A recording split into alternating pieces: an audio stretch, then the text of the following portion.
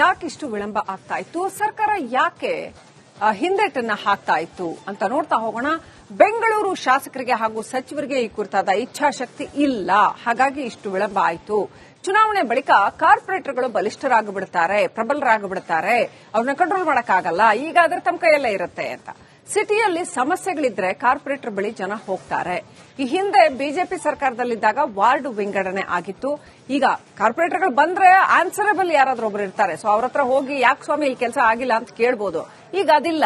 ಮಿನಿಸ್ಟರ್ನ ಹಿಡಿಯಕ್ಕಾಗತ್ತಾ 24 ಗಂಟೆ? 198 ಇರೋ ವಾರ್ಡ್ಗಳನ್ನ 243 ಈ ಹಿಂದೆ ಮಾಡಲಾಗಿತ್ತು. ಕಾಂಗ್ರೆಸ್ ಸರ್ಕಾರ ಬಂದಾಗ ಮತ್ತೆ ವಾರ್ಡ್ಗಳ ಸಂಖ್ಯೆಯನ್ನ ಕಡಿತ ಮಾಡಿತು. 243 ವಾರ್ಡ್ಗಳನ್ನ 225ಕ್ಕೆ ಇಳಿಸಿದೆ ಕಾಂಗ್ರೆಸ್. ಇದೀಗ ಸರ್ಕಾರ ಗ್ರೇಟರ್ ಬೆಂಗಳೂರು ಮಾಡಕ್ ಹೊರಟಿದೀವಿ ಅಂತ ಪ್ಲಾನ್ ಮುಂದಿಡ್ತಾ ಇದ್ದಾರೆ. ಬಿಬಿಎಂಪಿಯನ್ನ ವಿಭಜನೆ ಮಾಡೋದಕ್ಕೆ ಕಾಂಗ್ರೆಸ್ ಚಿಂತನೆ ನಡೆಸಿದೆ ಅಂತ ಹೇಳಲಾಗ್ತಾ ಇದೆ. ಒಟ್ಟು 7 ಭಾಗಗಳಾಗಿ ಮಾಡೋದಕ್ಕೆ ಸರ್ಕಾರ ತಯಾರಿ ನಡೆಸಿದೆ ಅಂತ. ಈ ಸಾರಿ ಬಜೆಟ್ನಲ್ಲಿ ಗ್ರೇಟರ್ ಬೆಂಗಳೂರು ಬಿಲ್ ಪಾಸ್ ಆಗುತ್ತೆ.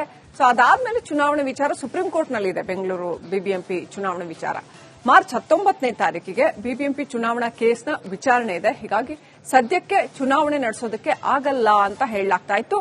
ಕೋರ್ಟ್ ವಿಚಾರಣೆ ಬಳಿಕ ಸರ್ಕಾರ ಮುಂದಿನ ನಿರ್ಧಾರ ಕೈಗೊಳ್ಳುತ್ತೆ ಅಂತ ಹೇಳಲಾಗಿದೆ.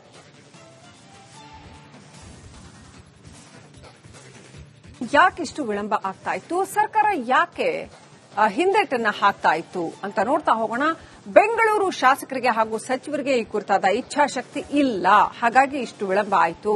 ಚುನಾವಣೆ ಬಳಿಕ ಕಾರ್ಪೊರೇಟರ್ಗಳು ಬಲಿಷ್ಠರಾಗಿಬಿಡ್ತಾರೆ, ಪ್ರಬಲರಾಗಿಬಿಡ್ತಾರೆ, ಅವ್ರನ್ನ ಕಂಟ್ರೋಲ್ ಮಾಡಕ್ಕಾಗಲ್ಲ, ಈಗ ಅದ್ರ ತಮ್ಮ ಕೈಯಲ್ಲೇ ಇರುತ್ತೆ ಅಂತ. ಸಿಟಿಯಲ್ಲಿ ಸಮಸ್ಯೆಗಳಿದ್ರೆ ಕಾರ್ಪೊರೇಟರ್ ಬಳಿ ಜನ ಹೋಗ್ತಾರೆ. ಈ ಹಿಂದೆ ಬಿಜೆಪಿ ಸರ್ಕಾರದಲ್ಲಿದ್ದಾಗ ವಾರ್ಡ್ ವಿಂಗಡಣೆ ಆಗಿತ್ತು. ಈಗ ಕಾರ್ಪೊರೇಟರ್ಗಳು ಬಂದ್ರೆ ಆನ್ಸರಬಲ್ ಯಾರಾದ್ರೂ ಒಬ್ರು ಇರ್ತಾರೆ, ಸೊ ಅವ್ರ ಹತ್ರ ಹೋಗಿ ಯಾಕೆ ಸ್ವಾಮಿ ಇಲ್ಲಿ ಕೆಲಸ ಆಗಿಲ್ಲ ಅಂತ ಕೇಳಬಹುದು. ಈಗ ಅದಿಲ್ಲ. ಮಿನಿಸ್ಟರ್ನ ಹಿಡಿಯಕ್ಕಾಗತ್ತಾ 24 ಗಂಟೆ? 198 ಇರೋ ವಾರ್ಡ್ಗಳನ್ನ 243 ಈ ಹಿಂದೆ ಮಾಡಲಾಗಿತ್ತು. ಕಾಂಗ್ರೆಸ್ ಸರ್ಕಾರ ಬಂದಾಗ ಮತ್ತೆ ವಾರ್ಡ್ಗಳ ಸಂಖ್ಯೆಯನ್ನ ಕಡಿತ ಮಾಡಿತು. 243 ವಾರ್ಡ್ಗಳನ್ನ 225ಕ್ಕೆ ಇಳಿಸಿದೆ ಕಾಂಗ್ರೆಸ್. ಇದೀಗ ಸರ್ಕಾರ ಗ್ರೇಟರ್ ಬೆಂಗಳೂರು ಮಾಡಕ್ ಹೊರಟಿದೀವಿ ಅಂತ ಪ್ಲಾನ್ ಮುಂದಿಡ್ತಾ ಇದ್ದಾರೆ.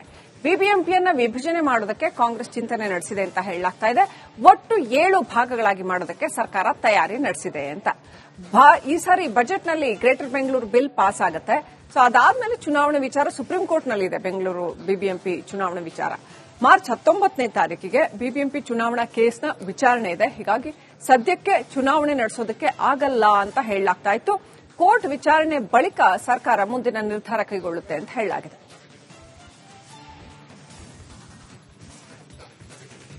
ಯಾಕಿಷ್ಟು ವಿಳಂಬ ಆಗ್ತಾ ಇತ್ತು, ಸರ್ಕಾರ ಯಾಕೆ ಹಿಂದೇಟನ್ನ ಹಾಕ್ತಾ ಇತ್ತು ಅಂತ ನೋಡ್ತಾ ಹೋಗೋಣ. ಬೆಂಗಳೂರು ಶಾಸಕರಿಗೆ ಹಾಗೂ ಸಚಿವರಿಗೆ ಈ ಕುರಿತಾದ ಇಚ್ಛಾಶಕ್ತಿ ಇಲ್ಲ, ಹಾಗಾಗಿ ಇಷ್ಟು ವಿಳಂಬ ಆಯಿತು. ಚುನಾವಣೆ ಬಳಿಕ ಕಾರ್ಪೊರೇಟರ್ಗಳು ಬಲಿಷ್ಠರಾಗಿಬಿಡ್ತಾರೆ, ಪ್ರಬಲರಾಗಿಬಿಡ್ತಾರೆ, ಅವ್ರನ್ನ ಕಂಟ್ರೋಲ್ ಮಾಡಕ್ಕಾಗಲ್ಲ, ಈಗ ಅದ್ರ ತಮ್ಮ ಕೈಯಲ್ಲೇ ಇರುತ್ತೆ ಅಂತ. ಸಿಟಿಯಲ್ಲಿ ಸಮಸ್ಯೆಗಳಿದ್ರೆ ಕಾರ್ಪೊರೇಟರ್ ಬಳಿ ಜನ ಹೋಗ್ತಾರೆ. ಈ ಹಿಂದೆ ಬಿಜೆಪಿ ಸರ್ಕಾರದಲ್ಲಿದ್ದಾಗ ವಾರ್ಡ್ ವಿಂಗಡಣೆ ಆಗಿತ್ತು. ಈಗ ಕಾರ್ಪೊರೇಟರ್ಗಳು ಬಂದ್ರೆ ಆನ್ಸರಬಲ್ ಯಾರಾದ್ರೂ ಒಬ್ರು ಇರ್ತಾರೆ, ಸೊ ಅವ್ರ ಹತ್ರ ಹೋಗಿ ಯಾಕೆ ಸ್ವಾಮಿ ಇಲ್ಲಿ ಕೆಲಸ ಆಗಿಲ್ಲ ಅಂತ ಕೇಳಬಹುದು. ಈಗ ಅದಿಲ್ಲ. ಮಿನಿಸ್ಟರ್ನ ಹಿಡಿಯಕ್ಕಾಗತ್ತಾ 24 ಗಂಟೆ? 198 ಇರೋ ವಾರ್ಡ್ಗಳನ್ನ 243 ಈ ಹಿಂದೆ ಮಾಡಲಾಗಿತ್ತು. ಕಾಂಗ್ರೆಸ್ ಸರ್ಕಾರ ಬಂದಾಗ ಮತ್ತೆ ವಾರ್ಡ್ಗಳ ಸಂಖ್ಯೆಯನ್ನ ಕಡಿತ ಮಾಡಿತು. 243 ವಾರ್ಡ್ಗಳನ್ನ 225ಕ್ಕೆ ಇಳಿಸಿದೆ ಕಾಂಗ್ರೆಸ್. ಇದೀಗ ಸರ್ಕಾರ ಗ್ರೇಟರ್ ಬೆಂಗಳೂರು ಮಾಡಕ್ ಹೊರಟಿದೀವಿ ಅಂತ ಪ್ಲಾನ್ ಮುಂದಿಡ್ತಾ ಇದ್ದಾರೆ. ಬಿಬಿಎಂಪಿಯನ್ನ ವಿಭಜನೆ ಮಾಡೋದಕ್ಕೆ ಕಾಂಗ್ರೆಸ್ ಚಿಂತನೆ ನಡೆಸಿದೆ ಅಂತ ಹೇಳಲಾಗ್ತಾ ಇದೆ. ಒಟ್ಟು 7 ಭಾಗಗಳಾಗಿ ಮಾಡೋದಕ್ಕೆ ಸರ್ಕಾರ ತಯಾರಿ ನಡೆಸಿದೆ ಅಂತ. ಈ ಸಾರಿ ಬಜೆಟ್ನಲ್ಲಿ ಗ್ರೇಟರ್ ಬೆಂಗಳೂರು ಬಿಲ್ ಪಾಸ್ ಆಗುತ್ತೆ. ಸೊ ಅದಾದ್ಮೇಲೆ ಚುನಾವಣೆ ವಿಚಾರ ಸುಪ್ರೀಂ ಕೋರ್ಟ್ನಲ್ಲಿದೆ. ಬೆಂಗಳೂರು ಬಿಬಿಎಂಪಿ ಚುನಾವಣೆ ವಿಚಾರ ಮಾರ್ಚ್ 19ನೇ ತಾರೀಕಿಗೆ ಬಿಬಿಎಂಪಿ ಚುನಾವಣಾ ಕೇಸ್ನ ವಿಚಾರಣೆ ಇದೆ. ಹೀಗಾಗಿ ಸದ್ಯಕ್ಕೆ ಚುನಾವಣೆ ನಡೆಸೋದಕ್ಕೆ ಆಗಲ್ಲ ಅಂತ ಹೇಳಲಾಗ್ತಾ ಇತ್ತು. ಕೋರ್ಟ್ ವಿಚಾರಣೆ ಬಳಿಕ ಸರ್ಕಾರ ಮುಂದಿನ ನಿರ್ಧಾರ ಕೈಗೊಳ್ಳುತ್ತೆ ಅಂತ ಹೇಳಲಾಗಿದೆ.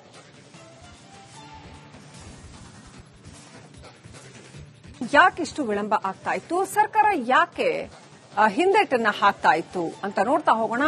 ಬೆಂಗಳೂರು ಶಾಸಕರಿಗೆ ಹಾಗೂ ಸಚಿವರಿಗೆ ಈ ಕುರಿತಾದ ಇಚ್ಛಾಶಕ್ತಿ ಇಲ್ಲ, ಹಾಗಾಗಿ ಇಷ್ಟು ವಿಳಂಬ ಆಯಿತು. ಚುನಾವಣೆ ಬಳಿಕ ಕಾರ್ಪೊರೇಟರ್ಗಳು ಬಲಿಷ್ಠರಾಗಿಬಿಡ್ತಾರೆ, ಪ್ರಬಲರಾಗಿಬಿಡ್ತಾರೆ, ಅವ್ರನ್ನ ಕಂಟ್ರೋಲ್ ಮಾಡಕ್ಕಾಗಲ್ಲ, ಈಗ ಅದ್ರ ತಮ್ಮ ಕೈಯಲ್ಲೇ ಇರುತ್ತೆ ಅಂತ. ಸಿಟಿಯಲ್ಲಿ ಸಮಸ್ಯೆಗಳಿದ್ರೆ ಕಾರ್ಪೊರೇಟರ್ ಬಳಿ ಜನ ಹೋಗ್ತಾರೆ. ಈ ಹಿಂದೆ ಬಿಜೆಪಿ ಸರ್ಕಾರದಲ್ಲಿದ್ದಾಗ ವಾರ್ಡ್ ವಿಂಗಡಣೆ ಆಗಿತ್ತು.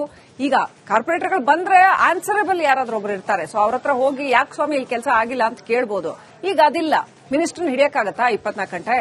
198 ಇರೋ ವಾರ್ಡ್ಗಳನ್ನ 243 ಈ ಹಿಂದೆ ಮಾಡಲಾಗಿತ್ತು.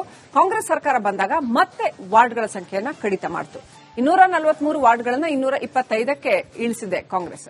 ಇದೀಗ ಸರ್ಕಾರ ಗ್ರೇಟರ್ ಬೆಂಗಳೂರು ಮಾಡಕ್ ಹೊರಟಿದೀವಿ ಅಂತ ಪ್ಲಾನ್ ಮುಂದಿಡ್ತಾ ಇದ್ದಾರೆ. ಬಿಬಿಎಂಪಿಯನ್ನ ವಿಭಜನೆ ಮಾಡೋದಕ್ಕೆ ಕಾಂಗ್ರೆಸ್ ಚಿಂತನೆ ನಡೆಸಿದೆ ಅಂತ ಹೇಳಲಾಗ್ತಾ ಇದೆ. ಒಟ್ಟು 7 ಭಾಗಗಳಾಗಿ ಮಾಡೋದಕ್ಕೆ ಸರ್ಕಾರ ತಯಾರಿ ನಡೆಸಿದೆ ಅಂತ. ಈ ಸಾರಿ ಬಜೆಟ್ನಲ್ಲಿ ಗ್ರೇಟರ್ ಬೆಂಗಳೂರು ಬಿಲ್ ಪಾಸ್ ಆಗುತ್ತೆ. ಸೊ ಅದಾದ್ಮೇಲೆ ಚುನಾವಣೆ ವಿಚಾರ ಸುಪ್ರೀಂ ಕೋರ್ಟ್ನಲ್ಲಿದೆ. ಬೆಂಗಳೂರು ಬಿಬಿಎಂಪಿ ಚುನಾವಣೆ ವಿಚಾರ ಮಾರ್ಚ್ 19ನೇ ತಾರೀಕಿಗೆ ಬಿಬಿಎಂಪಿ ಚುನಾವಣಾ ಕೇಸ್ನ ವಿಚಾರಣೆ ಇದೆ. ಹೀಗಾಗಿ ಸದ್ಯಕ್ಕೆ ಚುನಾವಣೆ ನಡೆಸೋದಕ್ಕೆ ಆಗಲ್ಲ ಅಂತ ಹೇಳಲಾಗ್ತಾ ಇತ್ತು. ಕೋರ್ಟ್ ವಿಚಾರಣೆ ಬಳಿಕ ಸರ್ಕಾರ ಮುಂದಿನ ನಿರ್ಧಾರ ಕೈಗೊಳ್ಳುತ್ತೆ ಅಂತ ಹೇಳಲಾಗಿದೆ.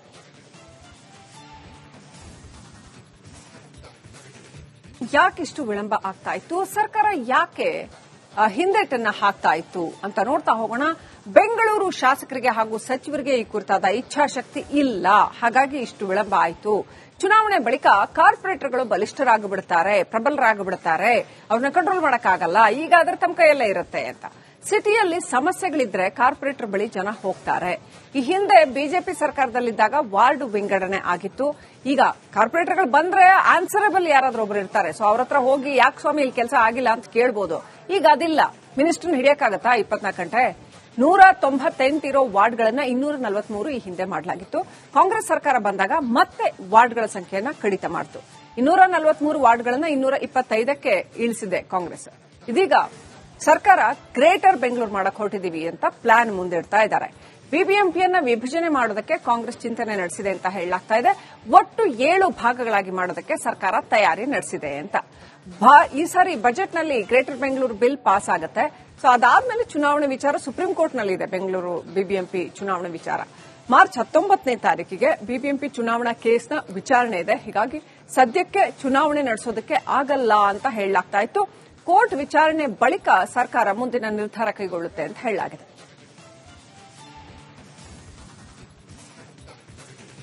ಯಾಕಿಷ್ಟು ವಿಳಂಬ ಆಗ್ತಾ ಇತ್ತು, ಸರ್ಕಾರ ಯಾಕೆ ಹಿಂದೇಟನ್ನ ಹಾಕ್ತಾ ಇತ್ತು ಅಂತ ನೋಡ್ತಾ ಹೋಗೋಣ. ಬೆಂಗಳೂರು ಶಾಸಕರಿಗೆ ಹಾಗೂ ಸಚಿವರಿಗೆ ಈ ಕುರಿತಾದ ಇಚ್ಛಾಶಕ್ತಿ ಇಲ್ಲ, ಹಾಗಾಗಿ ಇಷ್ಟು ವಿಳಂಬ ಆಯಿತು. ಚುನಾವಣೆ ಬಳಿಕ ಕಾರ್ಪೊರೇಟರ್ಗಳು ಬಲಿಷ್ಠರಾಗಿಬಿಡ್ತಾರೆ, ಪ್ರಬಲರಾಗಿಬಿಡ್ತಾರೆ, ಅವ್ರನ್ನ ಕಂಟ್ರೋಲ್ ಮಾಡಕ್ಕಾಗಲ್ಲ, ಈಗ ಅದರ ತಮ್ಮ ಕೈಯಲ್ಲೇ ಇರುತ್ತೆ ಅಂತ. ಸಿಟಿಯಲ್ಲಿ ಸಮಸ್ಯೆಗಳಿದ್ರೆ ಕಾರ್ಪೊರೇಟರ್ ಬಳಿ ಜನ ಹೋಗ್ತಾರೆ. ಈ ಹಿಂದೆ ಬಿಜೆಪಿ ಸರ್ಕಾರದಲ್ಲಿದ್ದಾಗ ವಾರ್ಡ್ ವಿಂಗಡಣೆ ಆಗಿತ್ತು. ಈಗ ಕಾರ್ಪೊರೇಟರ್ಗಳು ಬಂದ್ರೆ ಆನ್ಸರಬಲ್ ಯಾರಾದ್ರೂ ಒಬ್ರು ಇರ್ತಾರೆ. ಸೊ ಅವ್ರ ಹತ್ರ ಹೋಗಿ ಯಾಕೆ ಸ್ವಾಮಿ ಇಲ್ಲಿ ಕೆಲಸ ಆಗಿಲ್ಲ ಅಂತ ಕೇಳ್ಬೋದು. ಈಗ ಅದಿಲ್ಲ. ಮಿನಿಸ್ಟರ್ನ ಹಿಡಿಯಕ್ಕಾಗತ್ತಾ 24 ಗಂಟೆ? 198 ಇರೋ ವಾರ್ಡ್ಗಳನ್ನ 243 ಈ ಹಿಂದೆ ಮಾಡಲಾಗಿತ್ತು.